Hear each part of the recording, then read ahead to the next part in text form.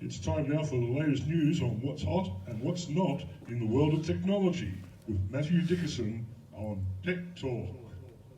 Here on TCFM. Morning, Matthew. How are you? We got a double dose there. Yeah, we did. I don't know why. We got a double dose.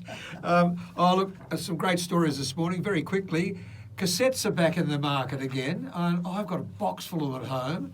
And they're probably all, I haven't played them for years and years, they're probably all ruined. But anyway, 65,000 cassettes sold in the UK in the first 6 months of 2020. What is going on? I find it incredible. So do I. Cassette tapes. I mean, some people love the sound of vinyl. I'm not an audiophile, so I can't really pick the difference.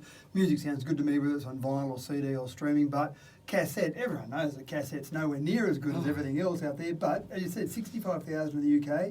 It's doubled the sales from last year, from the same period last year, more than double the sales for the whole year for 2018. So quite incredible in the numbers. And it's not just old songs, it's new songs that are coming out. It's a whole range of things. So I think the thing is that people are buying them not to play them. A bit like people who love collecting toys and they buy the toys and don't ever take it out of the box, keep it in perfect condition. People are buying cassettes to put on their shelves, to put on their studios, whatever, and say, look at me, I've got old cassettes. Aren't I cool and groovy and trendy? Yeah, I suppose so. Well, Lady Guitar and 5 Seconds of Summer are part of the people, and they've sold what? They've sold a hell of a lot of cassettes too in the UK. 12,000 for the Lady Gaga one. So 12,000.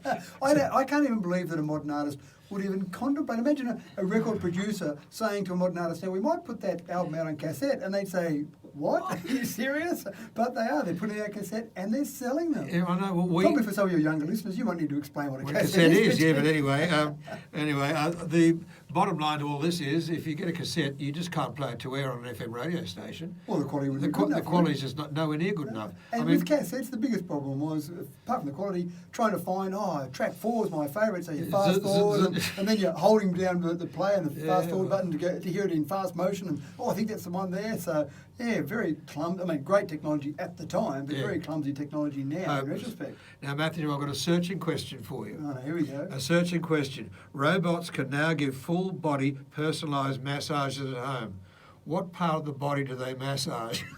Well, I'm assuming it's the back, and you're thinking it might be the legs, are you? Yes. Yeah, right. It's a bit scary, isn't it? It is very scary. The whole idea, what they do is they actually scan your body, so you lay down on a massage table as you normally would, and the robot scans your body because it needs to apply the right amount of pressure. But you can imagine people are different shapes, so no good applying too little pressure, no good applying too much pressure, crushing someone's shoulder, for example. So it has to scan the body first to make sure it knows the body shape. All the body? All the body while you're laying face down, obviously, on your massage table. And then you've got to start the massage, or the robot starts the massage, massaging the whole body. I mean, I'm not sure that I'd want to be a test subject when the final version comes out, but a test subject on this. And I'm not sure I'd want to be at the pub telling my friends about the fact that I had a robot massaging my body. It's beyond belief. Let's move on. Let's move on. I really am interested, though, in this ceramic shirt that you can wear and it can't be cut. Well, it's not a shirt, it's a ceramic material. All right. I don't know they're going to make shirts out of it yet, but Okay. the idea is to make something that's impregnable. Now, normally when they make something for, say, a bike lock or a safe, they make it out of a toughened material that you can get through if you're happy to sit there and cut away for a long period of time. So you get your angle grinder out, you wait till no one's around, you grind away, you finally get there.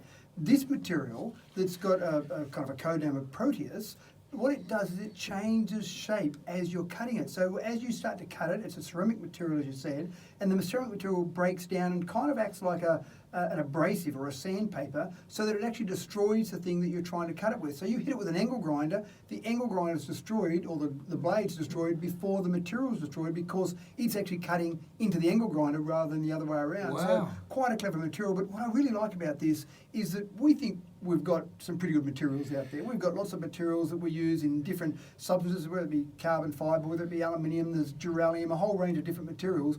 And you kind of think that development's probably happened. We've gone far enough in that sort of development, but people are still trying to develop things in areas where we think we're pretty advanced already. And this material itself, I don't expect it to see in commercial applications for a couple of years yet. Right, but yeah. again, people are developing this sort of thing and always working on trying to make things better, which I think is where the human race is fantastic. We're always trying to improve. Well, and I can see lots of applications for this. I think it's really good.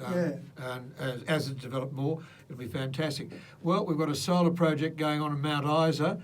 monstrous, yeah. unbelievable. And what I thought was quite significant about this solar project, two parts that I like about it. One was when they made the announcement, they were quite pointed in the fact they made the announcement saying that it's only 10 kilometres away from a Glencore development. And I thought that was quite pointed. But what's quite clever about this is everyone that's against solar projects says, oh no, the sun doesn't shine at night. And of course they're correct, the sun doesn't shine at night.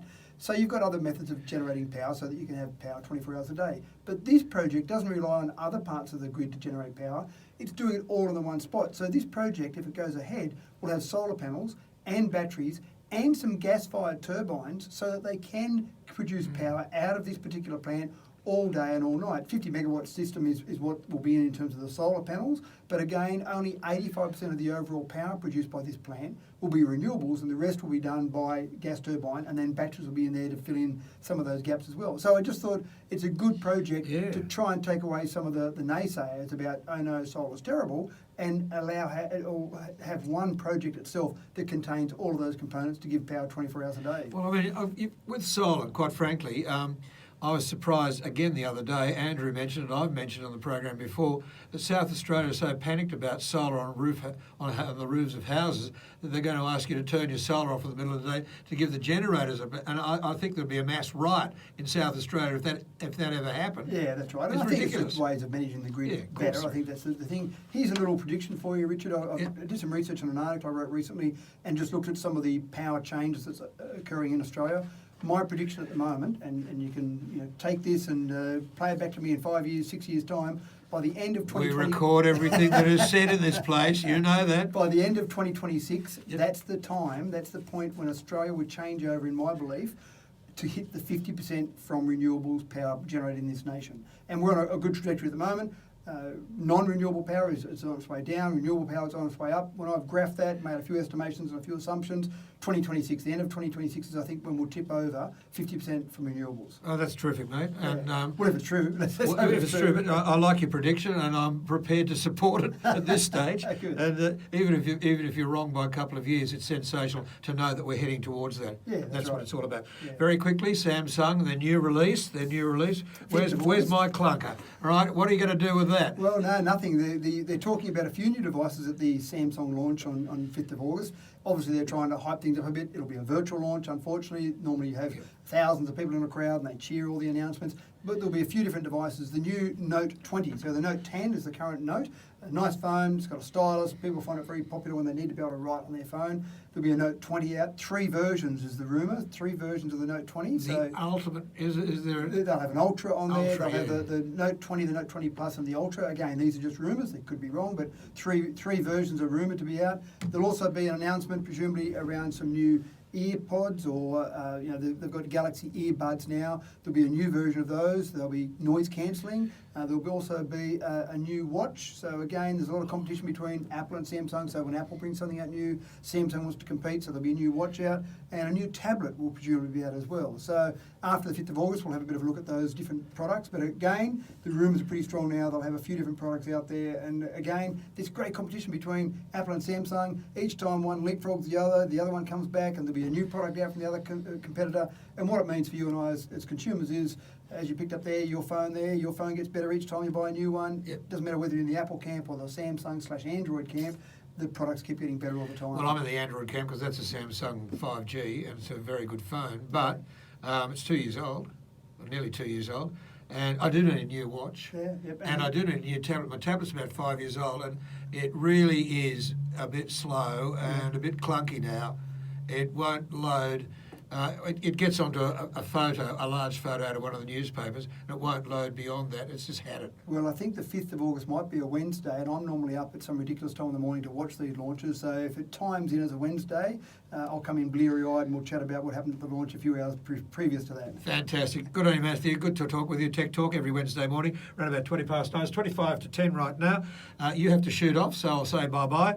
And get you next Wednesday morning. And right now, folks, we better do this. Goods between Sydney and Dubbo.